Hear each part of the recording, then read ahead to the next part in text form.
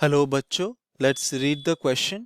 The question says a ball is allowed to fall from the top of a tower 200-meter high. At the same instant, another ball is thrown vertically upwards from the bottom of the tower with a velocity of 40 meter per second. When and where do the two balls meet? तो इस question को solve करने के लिए हम जो की concept use करेंगे वो होगा सिंपली हमारा the Newton's equation of motion. तो न्यूटन्स इक्वेशन ऑफ मोशन हम यूज करेंगे to find out the required answer. तो क्वेश्चन के हिसाब से हमारे पास अगर एक टावर दिया गया है, कुछ इस तरह से हमको एक टावर दिया गया है और इस टावर का हाइट हमें दिया गया है to be equal to 200 metres. तो ये जो हाइट है ये है 200 मीटर्स. तो हमें कहा गया कि हमारे पास साइमल्टेनियसली हमने दो बॉल्स थ्रो किए, एक ऐसे नीचे की तरफ हमने थ्रो किया और एक ऊपर की तरफ हमने थ्रो किया. तो नीचे की तरफ जो हमने बॉल थ्रो किया, ठीक है, वो इनिशियली रेस्ट पे था, ठीक है, और जो ऊपर की तरफ हमने बॉल थ्रो किया उसका इनिशियल वेलोसिटी हमको दिया गया 40 मीटर पर सेकेंड.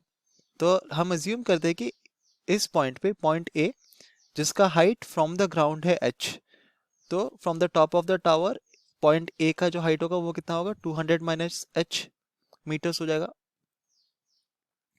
तो हम अज्यूम करते हैं कि पॉइंट ए पे हमारे दोनों बॉल्स है वो मीट करते हैं. तो हमें फाइंड आउट करना है कि कितने टाइम में वो मीट करेंगे, ठीक है. तो जब हमारा ऊपर वाला बॉल नीचे तरफ मूव कर रहा है देन वो एक्सपीरियंस करेगा एक्सेलरेशन ड्यू टू ग्रेविटी जो कि होगा इक्वल टू प्लस जी. जबकि जब हम ऊपर की तरफ थ्रो कर रहे हैं तो ये जो एक्सपीरियंस करेगा एक्सेलरेशन वो माइनस जी होगा, क्योंकि इसका जो मोशन है और एक्सेलरेशन का जो डायरेक्शन है वो ऑपोजिट है.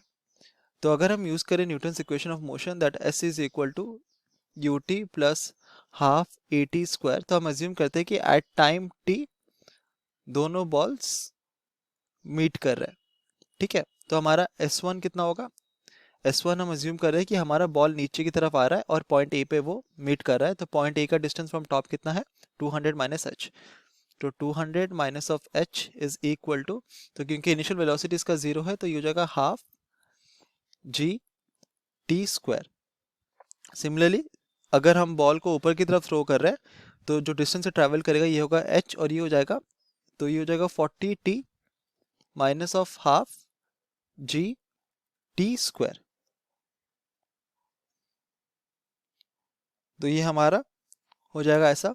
तो अगर ये इक्वेशन 1 है और ये इक्वेशन 2 है, तो अगर इसको हम ऐड करेंगे तो हमको कितना मिलेगा 200 इज इक्वल टू, तो हाफ जी टी स्क्वायर और minus of half G T square ये तो ऐसे कैंसिल हो जाएगा. So we have 200 is equal to 40 T और T is equal to 200 by 40 seconds जो कि होता है 5 सेकेंड्स. तो हम देखते हैं कि आफ्टर 5 सेकेंड्स हमारा दोनों बॉल एक तो ऊपर से नीचे की तरफ आ रहा है और सेकंड वाला जो ऊपर की तरफ मूव कर रहा है वो पॉइंट ए पे मीट करेगा after 5 seconds.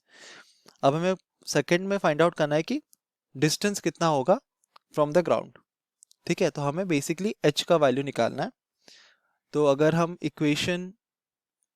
Second equation use करेंगे तो h इज इक्वल टू कितना है 40 T minus of half G T square.